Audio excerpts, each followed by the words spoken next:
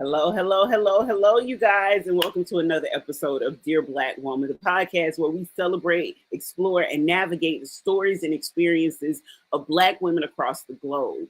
I am Cammie Red, joined by my co-hosts Lauren Edwards and Tenisha Mercer. Today, we're diving into a topic that's close to many of our hearts. Black love matters. From self-love to romantic connections and community support, we're going to explore the beauty, the challenges, and resilience that define Black love in all its form.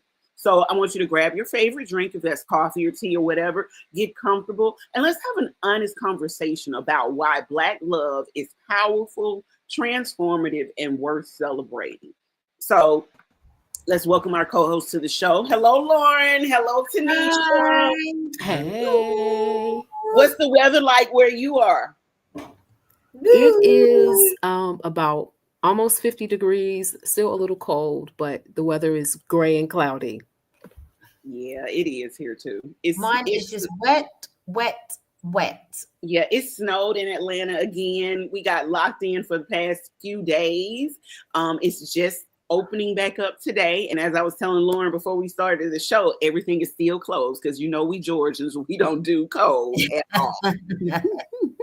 I've been seeing Louisiana. They've been like, oh my goodness, between Atlanta and Louisiana, like New Orleans and Alabama, like it's been hilarious on. Yes, we're used to it. No one's used to that kind of weather. This is what I'm saying. Southern. Do you know we've had two snowstorms? Yeah, we've had two. Comes in and you look get snowstorms on a regular now. They said if Trump got reelected, hell was going to be frozen over, and the South is hell. So it's currently frozen over. All right. Listen, but no, ladies, today we are talking about Black love. And I think that's just a really important topic to talk about right now in the climate of my life in the United States and your lives abroad. What does Black love mean to you, and how has your understanding of it evolved over time? Tenisha, we'll start with you. I think Black love is definitely can be considered to be radical when you think about it. Two Black people getting together, it can be a radical thought, a radical viewpoint. I think just Black love, it can change over time, like depending upon your feelings about yourself, because that's a big part of it too, right? Mm-hmm. Your feelings of self. But it evolves. It evolves. I still think with all the stuff that we have going on with, Trump or whatever, it is going to be even more important that we lean on each other. Yeah. Love from the perspective of not just romantic relationships, mm-hmm. but communal relationships as well. Absolutely. I think right now, Black women need to find a way to love on each other as much as possible. We keep talking about the 92% here in the United States, but we're forgetting that it's Black women all over the world. Yeah, Tenisha, you're American, but you live in France, and you still feel the effects of the things that happen here in America as well. So, yeah, it is. Go ahead. I do. I mean, I was telling someone earlier today, I was actually talking to my therapist, and my therapist is actually based in the UK. And I was telling her, I was like, I feel stressed. I feel stressed because my friends and family are stressed. My family, even though I'm here, my family is all in America. Yeah. So, it would be nice to kind of bubble wrap myself, but I can't. Yeah. And I'm going to be honest with you this morning, and I'm probably driving up my own anxiety, and I already have a lot from me. In less than 20 something days, I'll be moving out of the country. There's already a lot of built up anxiety about that. But from a self-reflection, I know that I am, and this is also the journalistic hat in me as well. I'm driving my own anxiety because I am behind the scenes doing a lot of research. I'm reading about what's going on here in the United States. I'm reading about the laws. I'm reading about all of that. So it's causing stress within me, even though I'm trying to say oh no, I'm good, I'm okay. We're Of all, course and I it know is. everyone here in America Because your loved ones and the people you're leaving behind are still going to be part of that cycle, and that's what Tanisha's saying. I yeah, think when it comes to like Black love, for so many years and so many external factors have tried to rip that apart. yeah, So whether it be the Black household, the Black family, the Black partnership, the Black friendships, the sisterhood, the every aspect, the mother, the children, every aspect, we've always been pulled apart. yeah, So I think it's going to take Black love. When we talk about Black love, I think it's going to take a lot of rebuilding. I think more people are becoming more aware of what's going on. But I think every time we start to get going and start getting that momentum going, we have something quite big and distractive that comes along and distracts us. So I think it's our responsibility to not allow that to happen, because it tends to be something that continuously happens with us. We yeah. feel like we're making some kind of strides. We feel like we're coming together. We feel like, look, the George Floyd situation, everyone was like, we're coming together. You know, it was a massive movement. We were coming It was, together. and it wasn't just the United States movement. No, It it was was, a no, it was global here. movement. It was Yeah, global. It was a massive movement. And what I'm saying is, it wasn't just about, you know, black and white. It was about right and wrong. But what we understood was whether or not, you know, you're either with us or not with us. You know, we're doing our thing as Black people. We're doing our thing. We're coming together. Where's that gone? Where's that energy gone? What's happened? So it goes back to what we said. I think, and I've stated this on several other podcasts, where we'll slide back into our regular everyday lives, and regular everyday lives looks like worrying about what goes on in your four walls and your four walls only. So when we talk about Black love, and we talk about, yes, we focus a lot on relationship type love, on intimate type love, but we never really focus on communal love, on what it means to have Black love as a community. Yes, there are those of us out there. Always fight, not fight.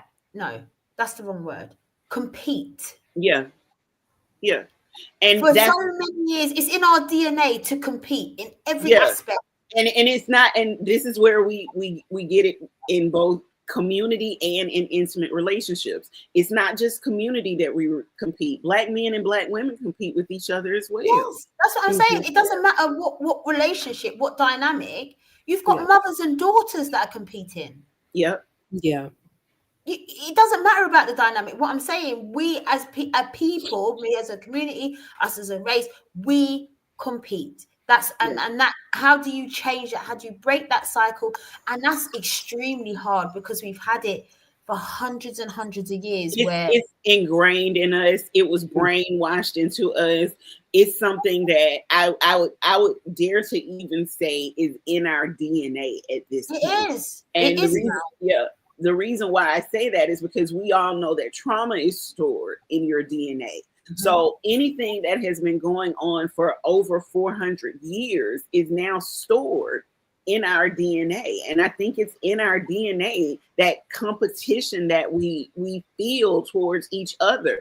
Even though you and I discussed this before, I'm building a platform that is just Black women, how Black women can reach out and support each other, this, that, and the third, do this, and how we can be of assistance to each other. But even within this platform that we've been building, there's been sense of competition, and we've had to kill that and say, hey, listen, we're not competing. We're watering each other. We're flowering each other. This is what we're here to do. Nobody here is your competition. We're all your sisters, and it's our responsibility to pull you up and help you just as much as it's your responsibility to pull us up and help me. No, I am not my sister's keeper, but I am my sister, meaning that I know what she goes through. I know what her struggles are. I know that sense of feeling like you're putting your all into something and you're not getting anything in return. So if I am my sister, it's my responsibility to show my sister love. And that's literally how I feel, and why I built this platform, the Dear Black Woman brand. is because I want to show my sisters love. I want to be able to have a place where we all can be seen, where we're all valued, where we all shine. And I think that's what we need to start leaning into when it comes to communal love. I think it would work in intimate settings as well. But the one thing that I know people don't do anymore is they don't lead with love. They lead with self. Yeah, and as Mike said the other day, it's transactional. Everything's got a transaction. Yeah. So, I mean, like I said, it's a hard one, because I do believe that, you know, behaviors can be unlearned. They can be, but it's not going to happen overnight. It's something that's going to happen over, and also we have to remember we are moving a lot more. We're mixing a lot more. We are changing a lot more. So when we talk about Black love, it is very relevant, but is it relevant in some people's eyes? And that's where the other side of it is. Do you get what I mean? So some people are just like, hey, you know, I live in, you know, this part of the world, and I live in Sweden. We don't really have a lot of other Black people in Sweden. So, you know, my preference is going to be someone who looks European or Caucasian. Do you get what I mean? So that's me. That's what I'm about. And that's my environmental. That's who I love. And that's who the people I want to be around and surround myself with. And that's what I'm saying. We are moving a lot now. So I'm going to say this, and Tenisha, you can correct me if I'm wrong, but I feel like even with me moving to Vietnam, it was very important that I connected with a Black community where I was moving to.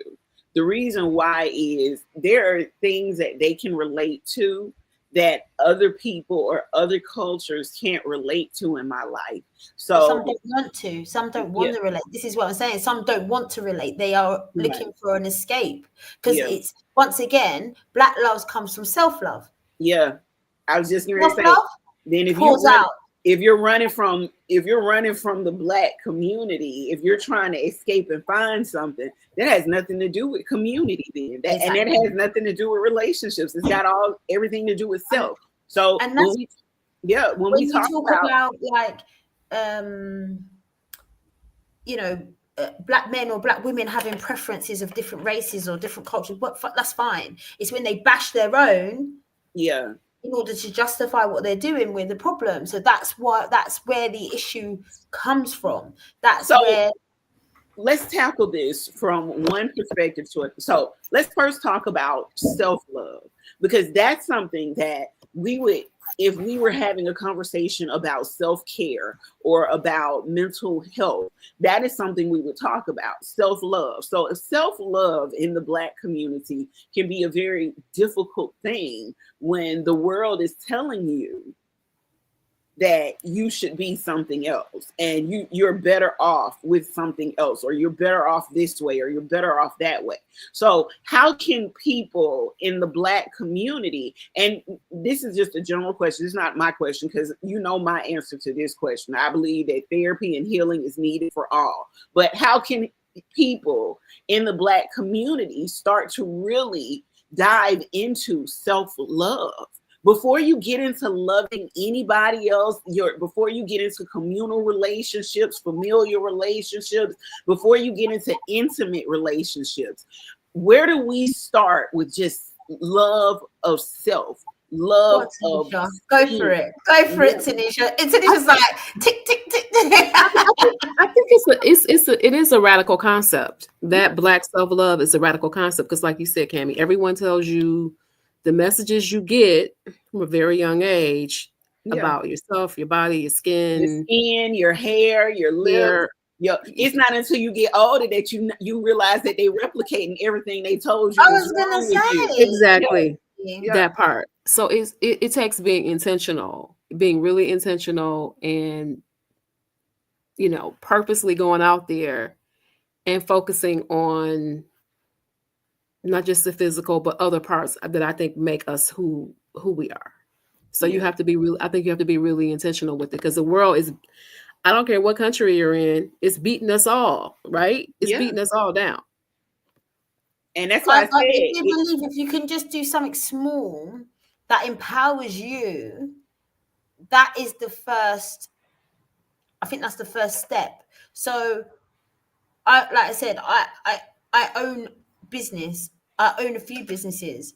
Nobody expects me, my face, to walk through the door as an owner, as a business owner. They don't see that.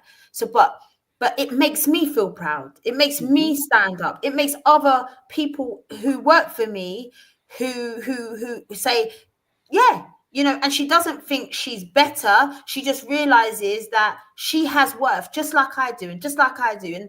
And so it's little things you can do for yourself that it might mean educate yourself, just education, make yourself feel better, make you know, dive into the therapy. We're always talking about therapy on this show. Yep, and that's what I was going to That say. can unlock so much that allows you to not just look at the negative, but look at the positive.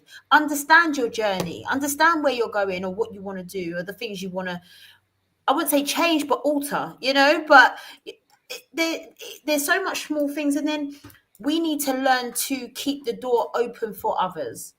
We are like crabs in a bucket as a community. And when I say crabs in a bucket, I mean, we're all trying to climb to the top and we will happily climb on someone else to get out of that we bucket, will. Yes, right? we will. Yep. And that's a massive issue. And I don't know if it was Dr. Umar. I mean, you know, I ain't going to lie. I do listen to him. I do too, which is why I tried to get him for the show. I think one of the things he said was one of the situations that happened during slavery time was that the slave masters would release a certain amount of slaves every year, small amount, 2 or 3, I don't know, whatever. But the way in which they got released was based on a system that they told on others. Yep. That they basically scored points. They were informants. Yeah. So if we've had that ingrained in us for hundreds and hundreds of years, the same thing's happening now. The same things like, oh, you know, as soon as someone's making it, oh, let's bring them down because there's not enough space for all of us. So what I gather is, here's the thing. And I'm just going to give a couple of quick tips, not even real like things that I think people should do. But I think a lot of women struggle with appearance when it comes to self-love. And I think now we're seeing the revolutionary women who are walking around proud of their natural hair, proud of the way they look naturally, you know, walking into the world saying, hey, this is me, this is who I am, this is who I'm going to be. And I think a lot of women need to sort of, and I'm not saying that you don't, but I think we need to take heed to that and say, okay, hey, listen, accept me for who I am, because this is who I am unapologetically. This isn't something that I am pretending to be. This isn't something that I'm cosplaying. I saw a video of, and they make fun of us, by the way. So that also plays a part in it as well. Saw a video of Roseanne Barr bragging about, you know, the fact that Trump won the election, and they're all in the video cosplaying Black people. She's got long braids, they've got cornrows, they got this, they've got that. They're cosplaying us and making us look like we're the joke. When that's who we are. That's my heritage. That's my hairstyle. That's my look. That is me. That's not I'm not an actress. This isn't prosthetics. I didn't put on a wig to look this way. I was born this way. So to see you cosplaying me can also play a huge part on my self-love, because what you're saying is my look is I guess a trend or something that you would put on just to play in a Halloween character, when that is my look every day. But we have to start educating ourselves. We keep handing over this power to other people that are saying they can, they make fun of us. They are the ones who are breaking us down. They. Yes, they. We've known for years and years and years that external factors are doing this to us. External other cultures, other environments, countries, whatever. This has been hundreds of years of it. We have to start taking responsibility, and like you said, just by something basic, by coming out and saying this is us, like it or don't like it. Yeah, because like what? If we keep handing the power over for them to say we accept you, I think it's almost like, okay, so I talk a lot about, how we all have trauma and we have issues. So I'm going to be transparent with you guys on this. I have father issues. We've discussed that before about Black women having daddy issues, but I don't have daddy issues to the point that most women do. My father raised me, so that's something totally different.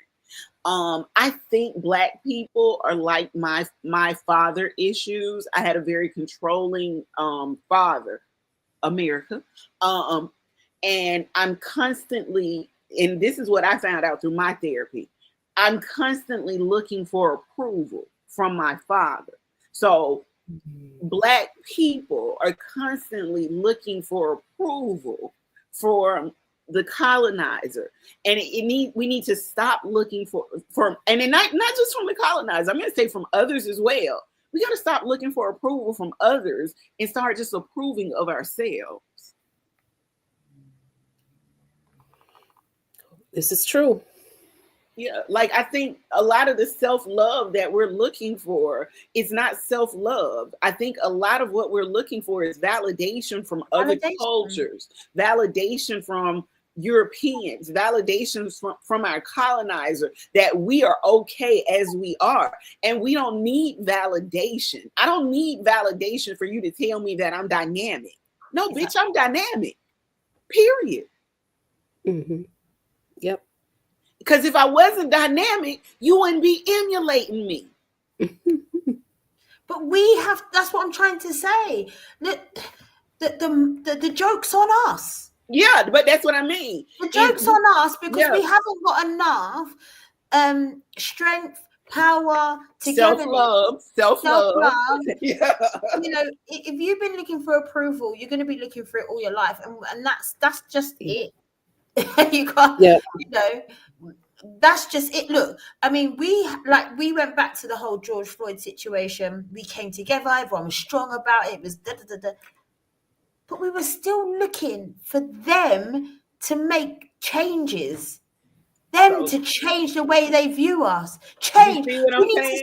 We are looking for validation and for approval from the very people who are telling us that we are not good enough. Our hair is too curly.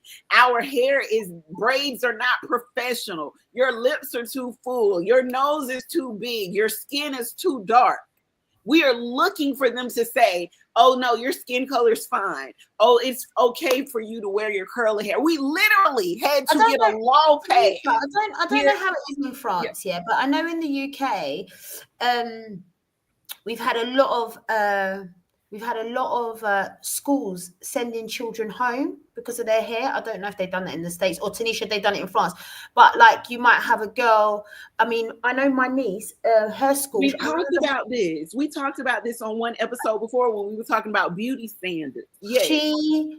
My niece goes to a school predominantly white, and there was a Black girl, and her hair was short, and it couldn't go back in one, but they kept telling her she has to have her hair back in one. She got afro hair, and it's like that she needs to change it or get braids so that she can put it back in one. And what?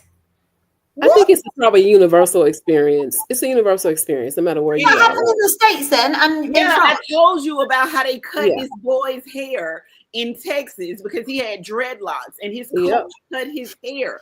And they sent him to an alternative school, another boy to an alternative school because of his locks, because he refused to cut his hair.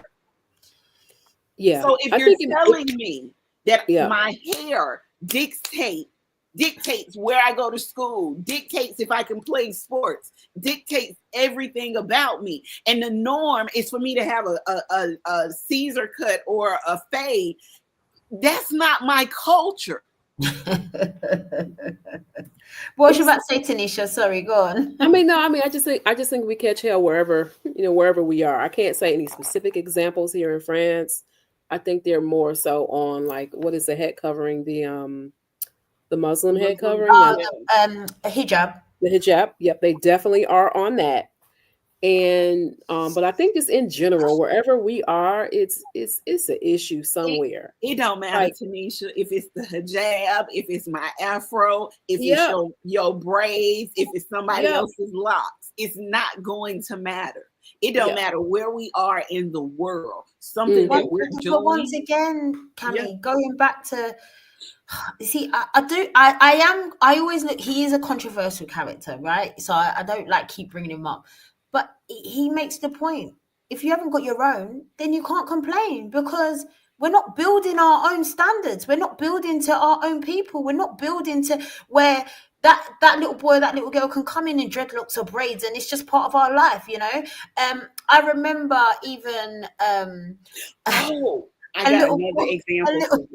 My friend's son at school said something, and then he said to his teacher, "Oh, he'll get beaten with the Hoover." Yeah. So obviously the school rang, and he's like, "No, it's fine. It's part of our culture." Yeah. And the teacher rung them up. Now, what I'm saying, like, you know, they don't understand was part of what happened when we grew up, right? This is part of that's also a conversation that we have when we're dealing with foster care kids and dealing with the Child Protective Services and Department of Family and Children Services as well. Yeah. Is that our culture, our words, the way we handle things is not always understood. No, it's not. So we're always right. It's not always right, but like I said, if we're not building our own, we can't then expect someone else. That's what I was getting ready to say. When you said that, this is what I wanted to say. Recently, here in the United States, there was a real estate developer in Ohio who was racially profiled by his neighbors. He has one of the biggest houses in a well-to-do neighborhood. White lady walking her baby and dog and whatever animal at night, was walking by his house. He's trying to pull into his house. She's thinking that he's following her. She walks up to his doorbell, rings the doorbell. He's asking her, what does she need? What does she want? All of this stuff, right? So he comes, she goes running down the street screaming, help, help, help, help, because he's pulling into the driveway. This is his house. And she asks, do you live here? And he says, yes. And she said, I don't believe you. Now, all of this was caught on Ring Cam, okay? The reason she didn't believe him is because he had dreadlocks in his hair. He was a black man. This was a very affluent, well-to-do neighborhood. One of the things he said in his interview with Shannon Sharp and Ocho Cinco was that now he's really considering the fact that we need to build our own communities and our own things for ourselves so that we are not targets of other people's hate. But see, I counter that though, because he's a real estate developer, right? This man. Mm-hmm. I didn't watch that video. Those things to me are so triggering. Mm-hmm. I just think they're trauma. Yeah. And just like in the US, they're fine with playing George Floyd getting killed over and over again. They're fine with the racial trauma playing. I think that every example we have of us building our own is always destroyed. Yeah. And so when you look at just Black American history, Tulsa, when you Rosewood, Rosewood, let's go all the way back to what they've done every time we try to build our own. Every time we do it, every time. I was having a discussion the other day with my friend, and I said, you know, we was talking about even the Caribbean side of things. Mm-hmm. And anytime you get people graduating as doctors, as nurses, as all of that, where'd they go? To the States, to Canada, and the UK. As soon as they graduate. So they never stay in the place in which they've graduated and helped build it up. They move on. They move out. I get it. They never stay in places that they're needed in our communities. But They not just always go needed. somewhere else. But you can listen. If I go to Jamaica, or I'm in Cape Verde in Africa, or I'm in Ghana, or no one's saying that. You know that black girl. No one's saying that. Mm-mm. No one's saying that. There's not a conversation. Oh, you know that African American. You know that. That does not come into the conversation at all. You will not look at a TV. Oh, another black African American killed in Ghana. No, because we are removing that part of our color and our skin, because we are amongst people that look like the same. Yeah. So this is why I say we have to change. I looked at it and I say, Cammy, you know what? As much as you guys say about build your own black neighborhoods, the States and Canada, they have a hell of a lot more black neighborhoods than the UK or probably parts of France. And if you have got it, that we're always moaning like you've not got no like wealth, not wealthy, but you have got like a middle class, like an affluent area, or affluent area in the UK that is predominantly black. No, it ain't happening. The only places you got that are predominantly black in the UK are hood, like social housing, basically. Yeah. They put people together if you're in social housing. But if you are certain, as soon as people get money, it just, and you find, like you said, the average black man, he's going with his white wife and then moving to a lovely area, and that's it. And he might be the only black in the village. And the same with a white woman. She's moving with her a black woman. She's moving with her white husband.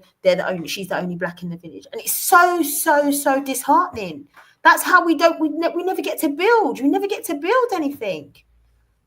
So when I talk to black women here in the United States now, I talk about some of the things that you talk to me about and that we talk about on this show. And I'm often telling black women here that we are the prototype for other black women around the world.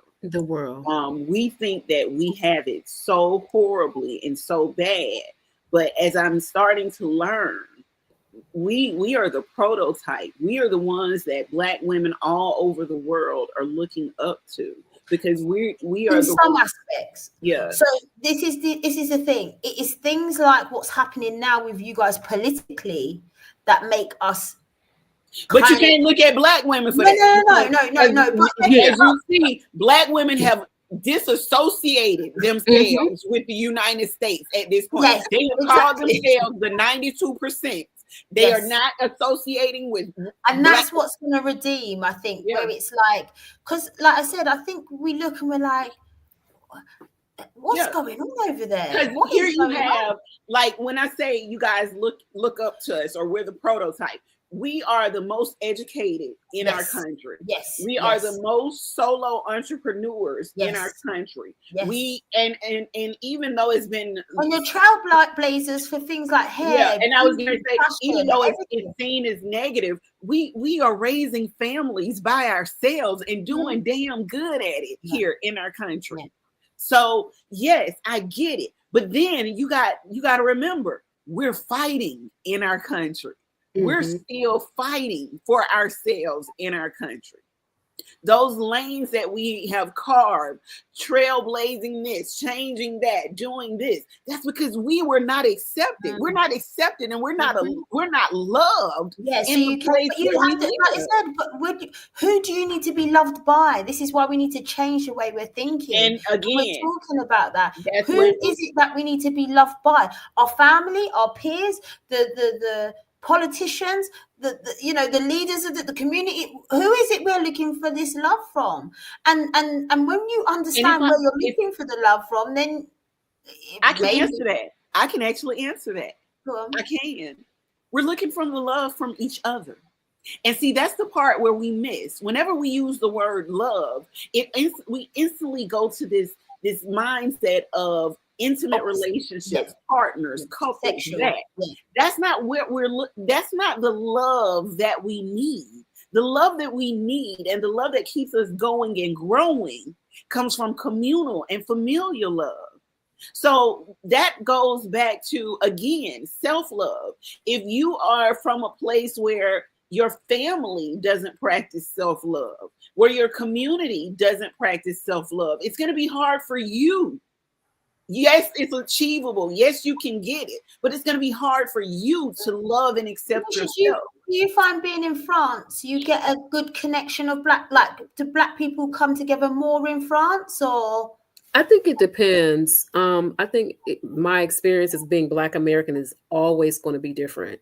And Yeah. so my experience as a Black American is that when I see another Black person, especially if I'm in like, let's say majority white area or whatever, we look to each other as protection. The difference in our culture is like, I can spot us everywhere, right?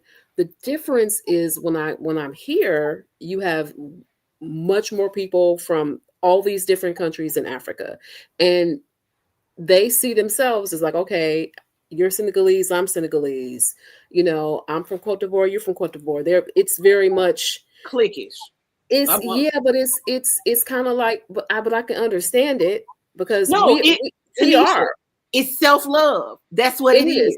It is. It's like we have a, I guess, more, we have the same situation, right? So I'm from Cali, you from New York, you know, I'm from Chicago, I'm from Detroit. We all have this combined heritage that doesn't exist really anywhere else. So when you come up like here, I mean, like I said, it's more so like culture, country based. Yeah. So you'll say, well, Nigerians stick together. You'll say, well, okay, Jamaicans stick together or whatever. It's just different. And so my experience is going to be different.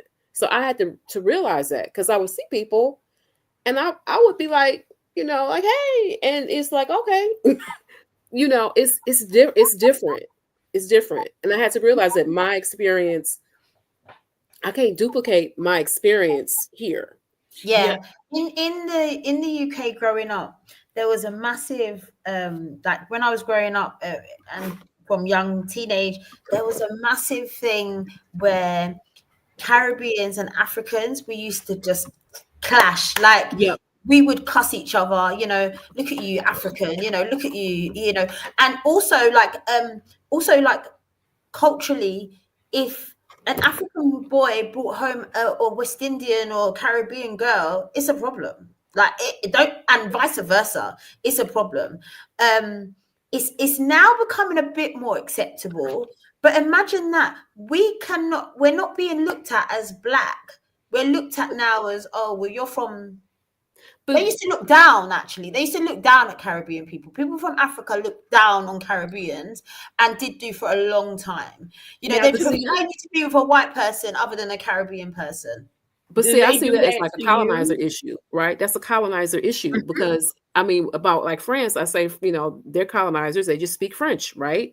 There's no difference. When you go to the U.S., it is tension between, you know, Caribbean, Black American, African. And that's what I was going to ask. It's the same blueprint everywhere. You know, we have been taught to not trust each other, and we have to recognize the cultural differences. If I'm from Jamaica, right, versus, I don't know, Jamaica versus what's the good example? Martinique. We may share the same skin color, but we have different experiences. I beg to differ. I think we were having this conversation, and once again, I think it's all kind of fine margins because, you know, me and my friends, we had like some discussions the other day about like I'm from, like my parents are from Jamaica, my friends from Grenada, St. Lucia, whatever. We got the same food, but we all call something different. We call it something different, yeah. And the same thing, like I have never tasted African food, and I might have tasted jello rice. I'm like, this tastes like, you know what I mean? So I have in the Caribbean, and it's like we have been taught to kind of have just plotting difference all the time, difference and segregation, rather than looking at the things that bring us together. I mean, the food is. Oh, I'm sorry. Go ahead. No, I mean the food is one thing, because I mean you can even look in the U.S. like our food is the same, right? It's just a little different based upon what we had to deal with. I'm gonna let me interject real quick because I know where you're going, Tenisha. But so one of the things, and I'm sticking with food here because I like where you were going with that, Lauren, and I want to talk about the base of things.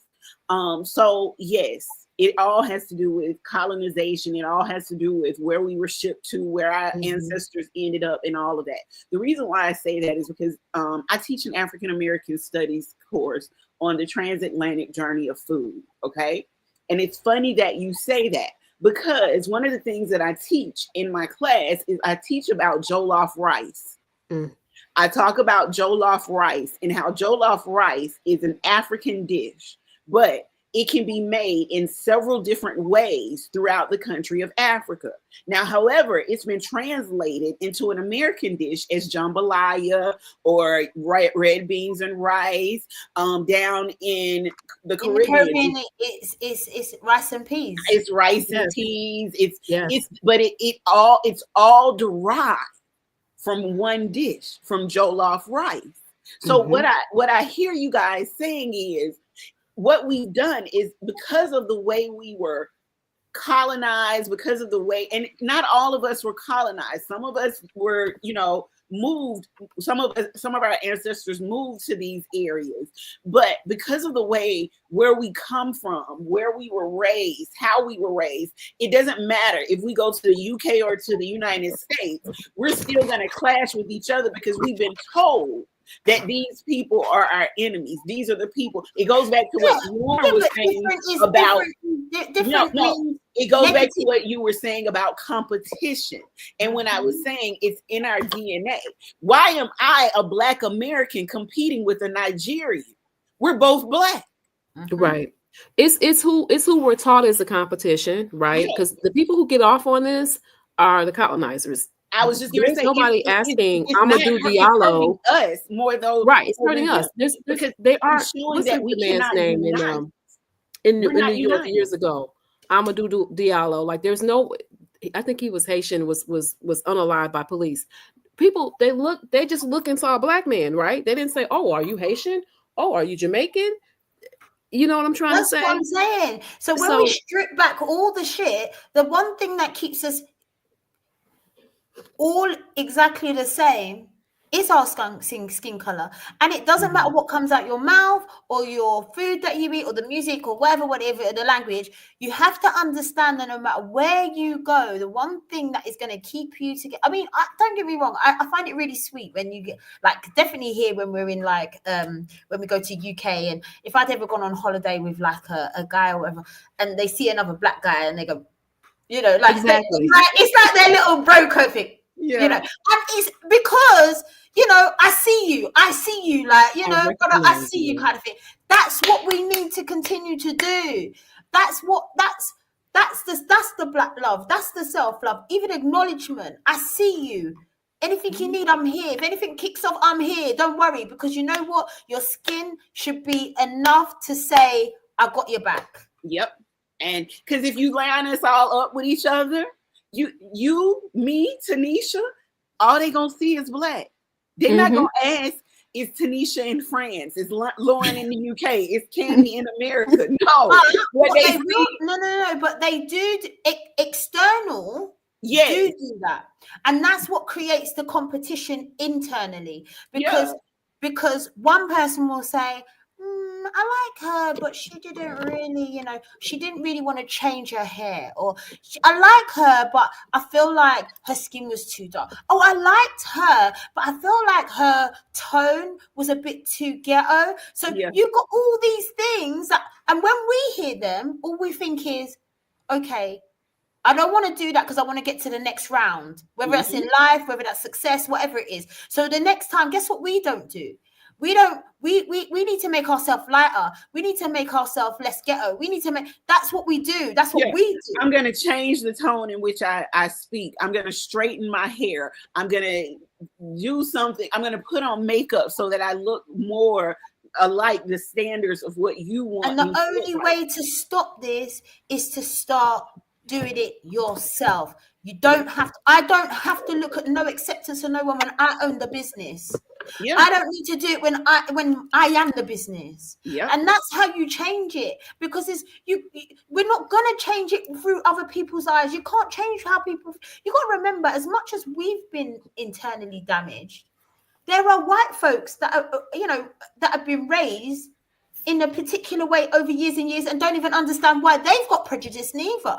They don't even understand it. They don't even understand why they prefer that to that. Again, it's ingrained, just like we said, how our trauma is ingrained in our DNA. It's ingrained in their DNA as well. Exactly. They don't know why they think the things that they think. Exactly. Generational behaviors, generational lessons, things that they. Why do you think you're going to ever change it? Why do you ever think you're going to get this acceptance? I don't think we're really looking for acceptance. I think that we have resigned ourselves to know that, like, okay, that folks are going to act a certain way, and that we're not surprised when they act the way we think they're going to act. Because we, like in this country, right? We can say, well, in the U.S., you can say we have a 400+ year history of people acting the same way. Mm-hmm. And if we look at history, it never lies, right? No, it's going to be the same way. So even though how people are acting today, right? Like none of us are really surprised by it.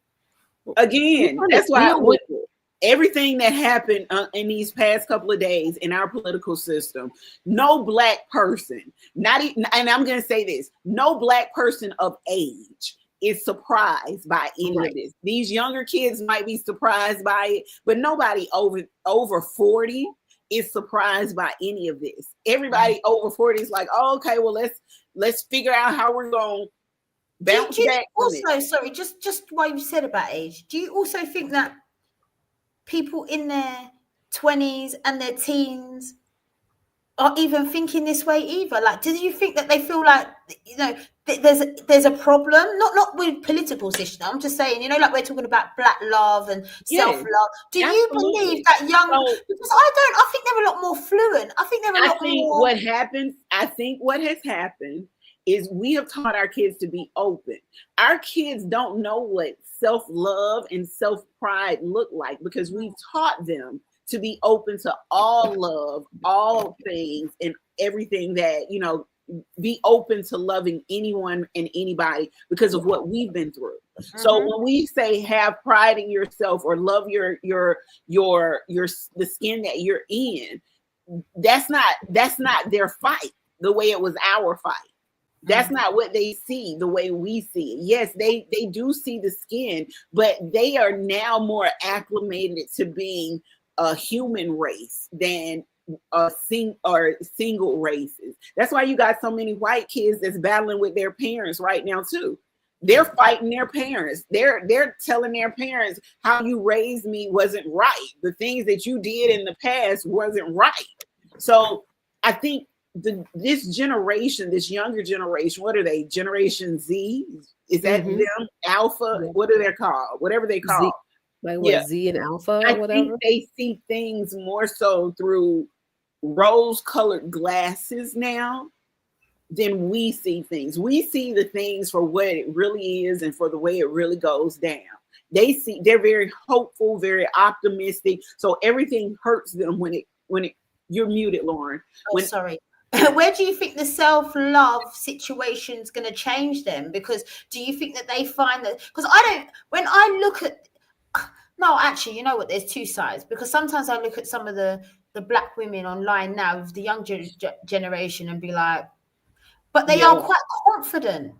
They are very, or are they? Is it a charade? I don't know. Because see, what I'm seeing online is a little disturbing to me, to be honest with you. But I can't say anything because I think at that age, we all went through those things. We did. I think it's a learning aspect. As we grow, as we mature, our views change. The way we see the world changes. We've experienced more things that I think you've experienced a lot more than what this generation coming up has experienced. And when I talk about that, I'm talking about the racial hate. Absolutely. Things that have happened. They've been raised yes, they know there are racial undertones, but they don't know what it's like to go to school in a segregated school.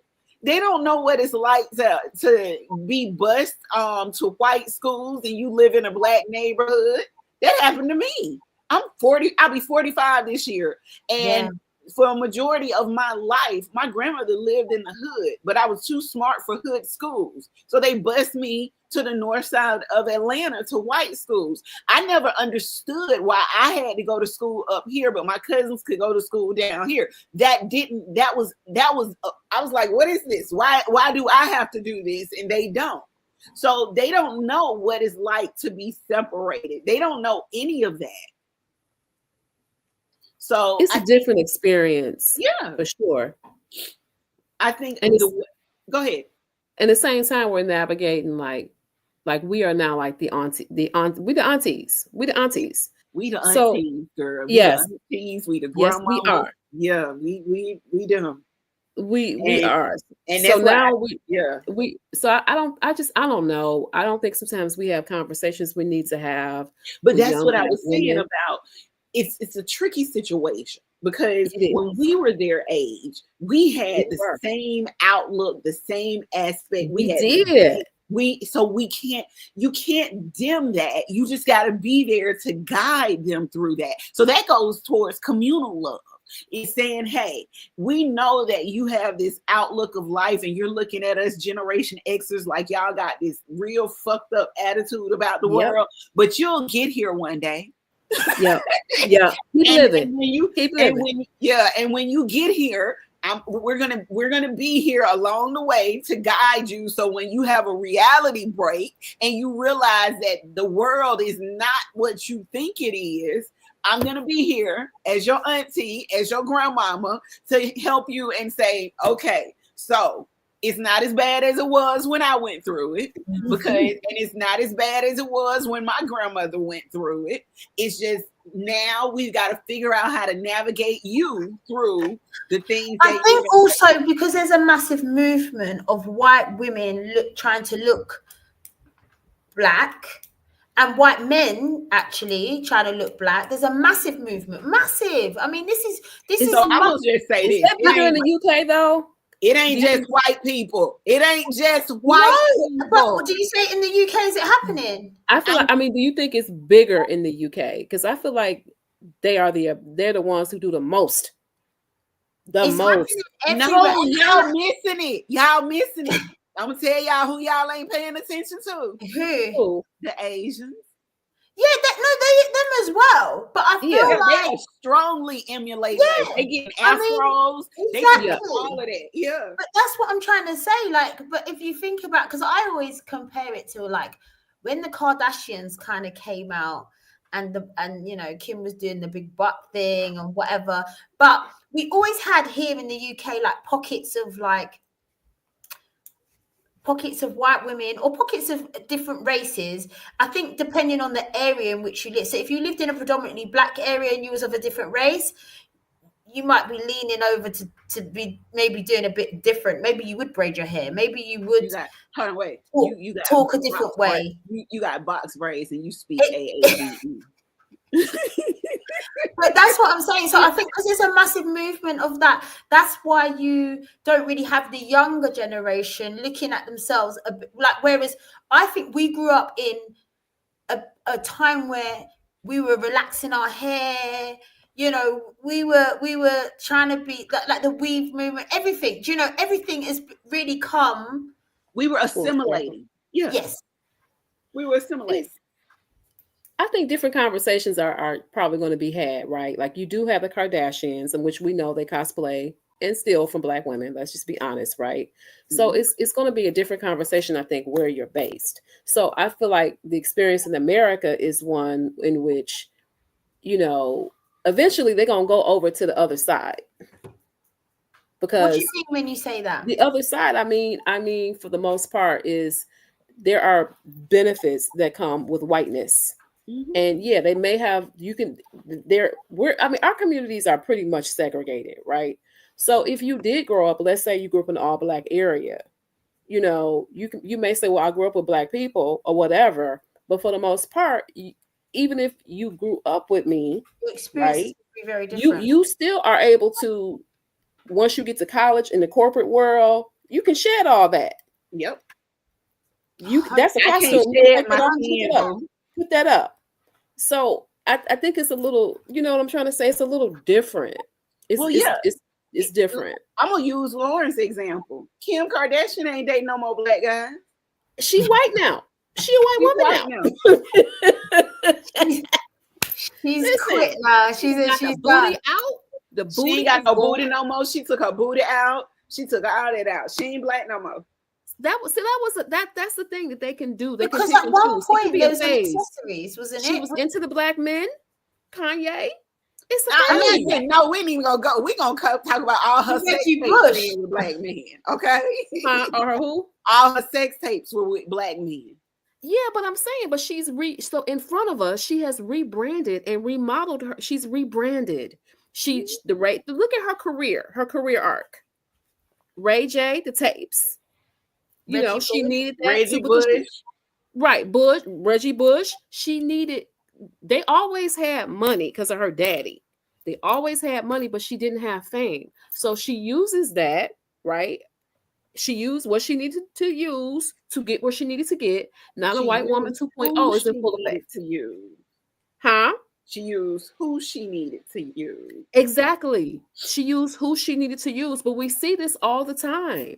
Yeah. You know what? When I speak to certain like black men, and I remember, I think we've had Leonard on the show, and we had this same conversation. And what used to really annoy me when you used to speak to like certain men, and they used to say, "Oh, they would date a white woman that was maybe like a 4." But a black woman, they'd be like, "Yeah, I love black women. Like Beyonce is like banging," and you'd be like, "So you will just go for regular Jane down the road, but if it's a black woman, she got to look like Beyonce." Do you get what I mean? It's like the standard. Like, huh? The standard. You're not even setting apple to apple. You're setting banana to pineapple. That goes. Let's talk about couple relationship love. That also has a bearing on black women as well, because we're held to higher standards than white women. We talked about this when we talked about the stereotypes, when we talked about black women being called gold diggers or being sexually explicit, but white women don't get those titles. No, they do the same thing. Called Bonnie Blue. Yeah. Have you heard about Bonnie Blue in the UK? The lady no. Blue, right? So there's this lady called Bonnie Blue, and she's just set the world record of having sex with the most amount of men in 12 hours. It was 1,000 men. She white. And guess what? Getting this crazy publicity over everything, glamoured up, lovely. Oh my God, she's amazing. Had it been a black woman, they would have dragged her to filth. They would have talked about the perversion of it all. Even if she's got 4 baby fathers, she's getting dragged to filth. If she's got 4 baby daddies, she's getting dragged to filth. Yeah. They never have the same. They never face the same consequences that we do. Listen, right? It's not even just for their behavior is uphill. So if you're a black woman and let's say you have a lot of children, it's one thing. But if you're a white woman, you get a TV show. What's that nanny show? The not nanny, but the girl, she had like a bunch of kids. 8 plus 8 or something. I mean, Octo mom. Yes. So it's always like, and she was on government assistance. And exactly. Yeah.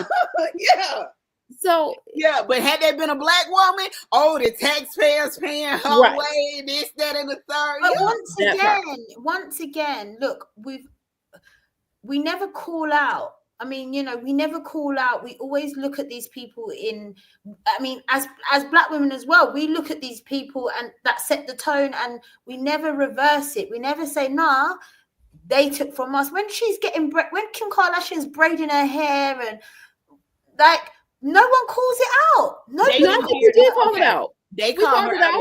Well, not here. That's what I'm saying. That's the difference. Because I think that we called it out. Yeah, we called it out. Let me say this: black women here don't play that shit. They don't. I'm just gonna be honest with you. Nope. Yeah, Kim Kardashian was told she was one of the biggest cultural what they call a culture vulture. She's a culture vulture. They have said that she has stolen so much black culture to make herself rich. But that goes back to what I was saying about how self-love for us has to look like something different, because as much as they're telling us that we are not beautiful, we are not this, we are not that. They are emulating everything they are saying is wrong with us to use it to make themselves better and make themselves famous and do that. I saw a video of this white, and I'm going to say she was either Russian or Ukrainian, not real sure where she is. But she started the video with Dear Black Woman, Dear Black Women. And, you know, they got that little trend where they telling Black women all the things that's wrong with them. That's not what she was doing. She started it and she said how I invite you, I love you, I want to tell you that you are beautiful. She said that everything that they say is wrong with you, that we emulate, from your full lips to your big behinds to your beautiful glowing skin. She was literally pouring into Black women and telling Black women that she's jealous of them. And the thing is, this is why I'm saying we also feel like we need to hear it as well. And that's another thing why we it's constant validation. It's like if someone turns around and says to a white woman, you know what, you've got really pretty hair and you know your eyes are really beautiful, she'll probably go, thanks, but she's probably thinking like it's not a big deal, and it shouldn't be reversed neither. Do you get what I mean? Yeah. I think if you go to certain places in the world, if you're in Africa, this shit is not even a conversation. So I'm going to say this. It's like being in an abusive relationship. You know how in an abusive relationship, your partner is constantly telling you all the things that's wrong with you. This is wrong with you. That's what's wrong with you. This is what's wrong with you. That's what's wrong with you. You're constantly hearing what's wrong with you. So when you get one compliment, oh, your hair is beautiful today, that's like everything in the fucking world for you. That's like, oh my God, my hair. Okay, so finally. So now you start doing your hair this way all the time. Or if your partner says to you, oh, I like the dress that you have on. And he's constantly telling you how your body is bad and this, that, and third. So you find something that your partner likes. And you're constantly trying to assimilate or wear something very similar to that all the time. Right. So yeah, but I would really, Cami, I'd really love to get a lady who is in Ghana, in Nigeria, but they deal with the same thing. You want me to tell you why? Actually living there now thing. And say they might do, but is it a racial thing? No, is it a class thing? A societal thing? This young woman, where was she from? I want to say Nigeria. I know she was definitely from a country in Africa. And what she said was she didn't feel Black until she moved from Africa because everyone looked like her. Yeah. Everyone there looked like her. They moved like her. Let me say this. They got their own set of issues. Yeah, that's what I'm saying. Yes. Yeah, they got colonizational ways. Now they're bleaching their skin. And class. But what I'm saying, you can have skin tone, you can have class and whatever.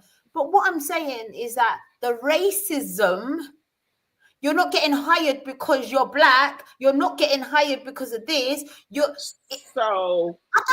think in certain places where not in all parts of Africa, but I would believe that South Africa probably deals with some of the same things. Why? Why in South Africa? Because I went to South Africa for the first time in August. And I love the country. It reminds me, honestly, a lot of, if I closed my eyes, I would think I was in America, right? I knew you was going to say that. I knew you were going to say that. Because I'm telling you, like, it really did. I knew you were going to say that. But, and as warm as the people are, I love the people. The food is amazing. The prices were great. The problem I had is that you can still see, like, that apartheid. Because if you go we went to Cape Town, and if you go 2 to 3 hours outside of Cape Town, not even 2 to 3 hours, an hour, all the affluent areas, I don't see any of us. No. We're only working. But that's what I'm saying. You need to take yourself to a country that I wouldn't say, because nowhere you go in the world is going to have a level playing field. Yeah, there's always the haves and the have-nots. South Africa is definitely out of this race because I put South Africa on par with Europe and America. With the UK and with the United States, yeah. Exactly. But if you're looking at other parts, like Nigeria, Ghana, even them to some degree, but like I said, you know, you're looking at, Ethiopia and certain, no, like you've just got the haves and the have-nots. I get it. But no one's not calling you out of your skin. No one's not saying to you, you're not going to be lining up with four other people and only two of you look black and two of you look white. All of you are going to have the same skin tone. It just is who's going to get that job. Yeah, but I think that's a slight difference though. It's kind of like, why is there only one Trevor Noah? Right? Like he's the one who quote unquote made it out, right? Where are the other where is the middle class in some of these countries? I don't want to make it out. This is the other thing. Listen, I've been to certain parts of the world where no one wants to come. Back in the years ago, people used to think the US, Canada, and the UK were the promised land, right? And they couldn't wait to get there. You go certain parts of the world now. Jamaica, when I go Caribbean, back in the day, I used to go to Jamaica. They used to say, boy, you're lucky. You know, they couldn't wait to get to the UK. If they ever get a chance, you know, it's like golden ticket. Mm-hmm. You ask them now, as long as they got a job and they can afford to feed their family, they don't want to leave. They don't want to leave. They've seen what these countries are like, and they say, it's not for us. They're not so. Remember, it was the fantasy. And what happens is when they get to these countries. So if you had like I don't know, you had someone, a nurse, and she managed to make it out. She made it to America, and you know, to her, it's a big deal. You know, people back at home, yeah, my sister's in New York. She'll make money. This, that, and the other. It's all good, right? Then what would happen is that the one that's in New York is like, shit, I miss home. It's not what I thought it was going to be. They're just getting caught in this financial wheel, where they make the money, but they spend the money. They make the money, but they're not happy. So now you take that now, and you can do the same thing in your country where it's warm and it's happy, and you've got the food and the fruits and the natural. But you might not make as much money. They're starting to weigh that up and understand now. So I don't think people are so quick to run from their countries as much as they were before. Definitely not here to the UK. Like, wait. We running from the US exactly. and the UK. No, but it's the truth. And do you know what's caused that, Cammie? The internet. The internet has allowed people to really see things for what they are. You know, we didn't have this much communication before. Then now that goes back to the discussion that we had before the show, where we were talking about freedom of speech and why Americans are so focused on TikTok right now. And I say that's because TikTok gives us a state of freedom that we are not allowed on other social media. Let's circle this all back up with Black love. We talked about self-love. We've really talked about communal love, and even though I'm going to say we talked about romantic love a little bit, we have touched on it. But how can Black women and men, let's look at this. Let's go to relationship love right now. How can Black women and men work together to foster deeper understanding and partnership, not only in their relationships, but in the community as well? I think, remember I told you about the head nod, you know, when you go away on holiday. I think it's seeing each other and without judgment. You know, with judgment attached to something. Look at her, you know, look at her butt. Like, what did she do to her hair? Like, she, you know, that's what we're used to. So I think if we can clean the slate and start just looking at our fellow man and woman, Black man and Black woman, for the positives and understanding what they go through and what we go through on a daily basis, the bare minimum is respect. You know, whether you agree, disagree with whatever lifestyle or whatever they're doing, not doing, the basic that when I see you and you see me and the world sees us, we're all in the same pot. So pretty much like, you know how when you're in a family and you've got siblings, and what you're saying is when we see each other out in the street, we siblings, which means that we fight for each other, we go hard for each other. But if we fighting at home, that's our business. Well, yeah, like that's it. That's how it's got to be, and we need to stop looking for, like I said, acceptance. Because the moment we become strong, if someone says, if you get a person outside, or not even outside, but if you get two people that are commenting on another black person or a black female, black male in a negative connotation, a negative way, guess what? You're going to give someone else a bit of power, a bit more power, because that's how, between ourselves, we're doing that. So they're looking, saying they ain't got a hope in hell because they don't even respect themselves. They don't even appreciate themselves. You're right. So why should we? I think it's a dangerous slope, because I think that respectability politics are always going to be complicated, right? Meaning, we never win with that conversation because these folks don't respect us anyway. There's nothing we can do to get them to respect us more. There's nothing we can do. We've done that. So no, we have to respect each other. I think that's right, but that's a different conversation to me. Like, that's a different conversation, because then the focus is different. The focus is on us. It's not on them. Right. So that's where it kind of has to be, because at this point, it's all about each other. These folks are going to feel this way. We are not going to be able to convince nobody to treat us as a human being, or to treat us with self-respect. I'm saying from the other side. Now it's got to be all about how we treat each other, because we're the most important link. Yeah. And what you're saying about link, if you get one link and you get another link, I've paid you a compliment and I see you. Right. Yeah. I see the strengths in you and I'm feeding into you. That's another one.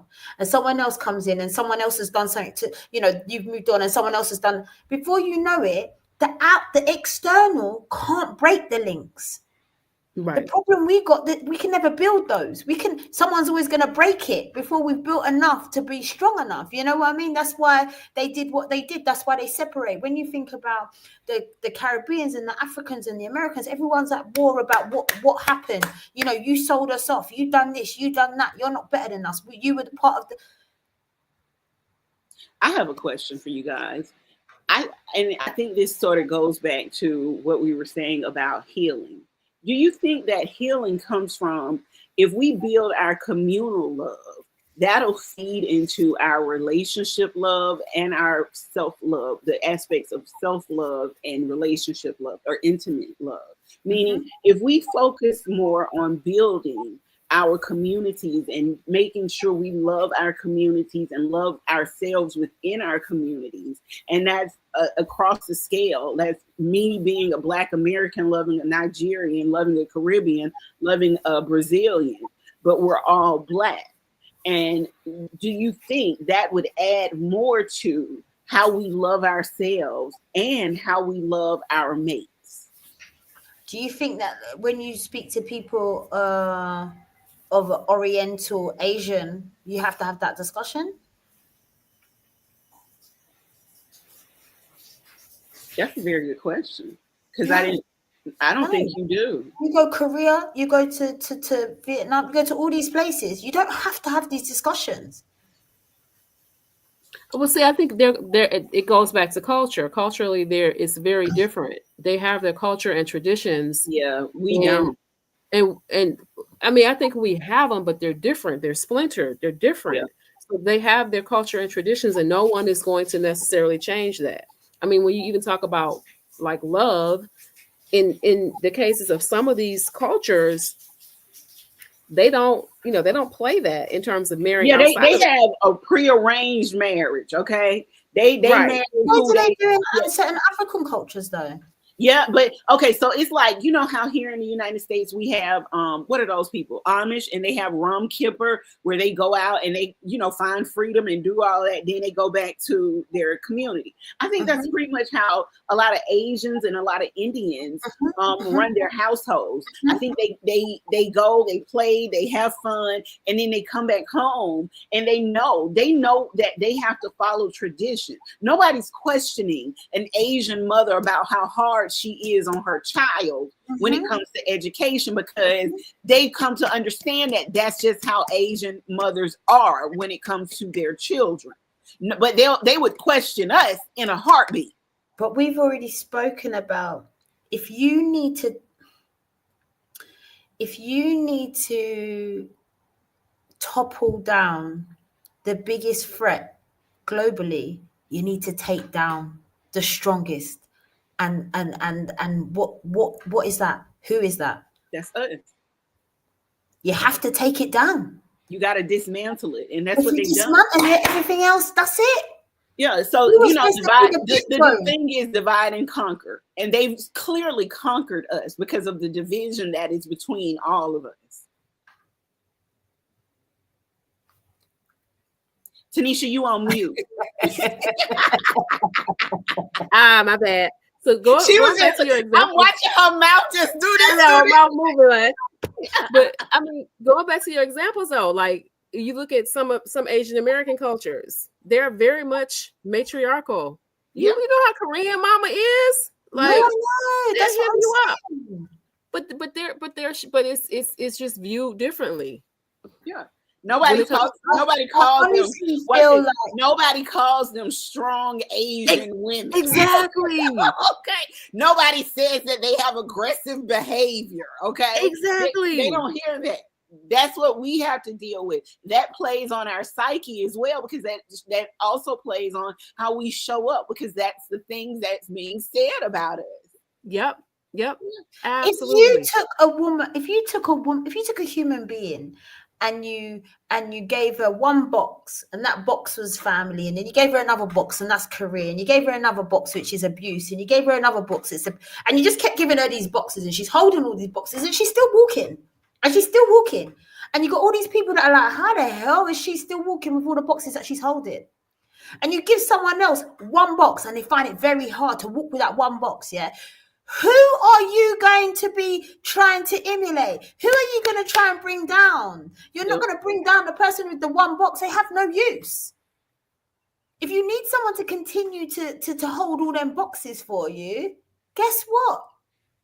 You're going to make it possible so that they continue to hold all them boxes. And guess who's been stuck holding all them boxes for years? Yep. That's what I'm saying. Yeah. What I'm saying is that if you need something to keep happening, if I need, like, I tell you what, if I've got we talk about relationships. A lot of the time when you've got abusive relationships, that one person will break the other person down because they're so scared of losing them. Not because of anything else, because they're scared of losing them. So if that's happening on a scale of intimacy and a relationship, you can imagine what on a bigger scale, a global scale, financial scale, like everything you can think of, what is happening to Black women. Yeah. That's what I said. I said our relationship with the world is like being in a relationship with an abuser. We get told we're this all the time. So when we finally get a little praise and a little love, it's like all the world to us. And that goes back to what you said about validation. Who do we need validation from? And why do we need validation? We need the validation because we've been abused for so long that we need our partner. This is like you being in a relationship, or you're in your relationship and your partner telling you, Lauren, I don't like this, I don't like that. But you need those words of affirmation from your partner. You do. And that's the relationship that Black women have with the world. The only reason we need validation for self-love is because we've been told so often what we're not and what's not accepted and what's not acceptable for us and how we don't fit into this box and we're this and we're that. We're strong, we're emotional, we're aggressive. Your hair is too thick, your hair is too curly, your hair is too nappy, your skin is too dark, your body shape is too voluptuous, you're just all of that. It's been that. But when you look at it, when you really look at it, I can honestly tell you I love myself. The reason why I love myself is because I see you trying to be like me. But you've got, this is a handful of people. You got to convince many, many, many millions of women, and that's the other side. Yeah, and the message doesn't go across as well all the time. Here's the thing. This message that we're talking about, this podcast, isn't going to be heard in some small towns. There's a little Black girl somewhere being ridiculed because of her hair. And it's not until she leaves the area that she's in, whether she's in Africa, whether she's in the UK, whether she's in America, whether she's in Australia, it's not until she gets outside of that environment and she grows up that she's going to learn to have a strong appreciation for her hair and who she is. Like we pay so much homage to our African ancestors that here in America, we go and we find the hairstyles from Africa that look like the hairstyles that we're now wearing, the afros, the Bantu knots, the cornrows, all of those derive from Africa. So we pay homage to Africa in our hairstyles, even though that may not be where we're from, because yes, we all can find that 1 to 10% of African sub-Saharan in our blood because that's where all man derives from. But if I'm being honest with you, I'm an American. I was born here. I'm a mutt, to be exact, if I'm being honest with you. I'm what Africans would call a mulatto. That means I'm a mix of a lot of different things. My grandmother is half white, half Black. My other grandmother's half Indian, half Black. My grandfathers were 100% Black. So when you mix all of that together, I'm just as American as the white man, and the white man ain't American. Exactly.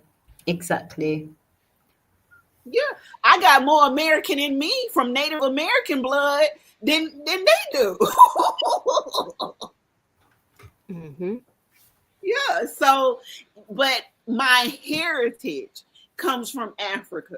So I pay homage to Africa in my hairstyle. I celebrate Africa in everything that I do. We talk so much about this Pan-African movement and, us going back to Africa and this, that, and the third. But then we talk about how our kids don't know their own heritage. That's because literally we're in a country where our history's been wiped out. We've been brainwashed. We've been told these different things, and our children are growing up confused. Yes.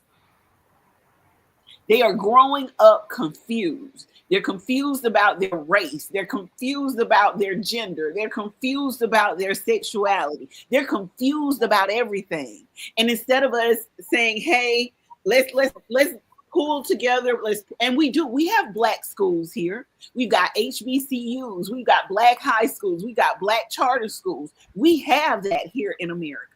We do. We don't have.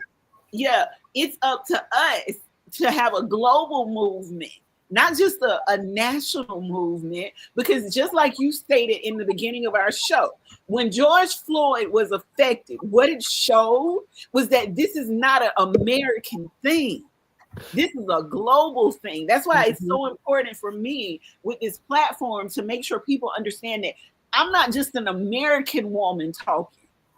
I'm talking with a woman who lives in London. She's from London, from the UK, born and raised there. I'm talking with another woman who is American but lives in France. She's absorbed this culture. She's living there. So this is now a global movement.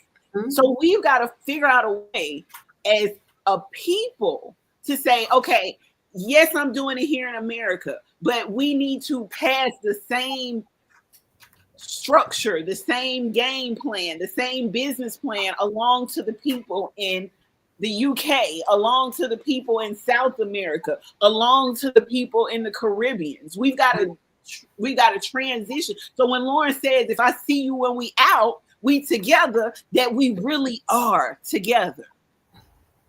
Yeah, exactly. Right. I know. I'm sorry. That was a whole sermon right there.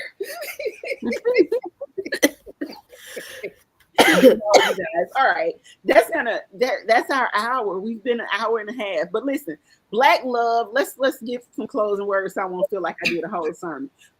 What advice would you give to someone who is searching for love while trying to stay true to themselves and their values?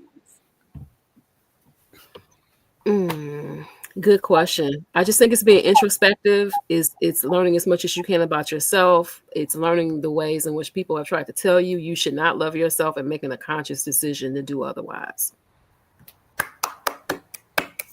Good one. One.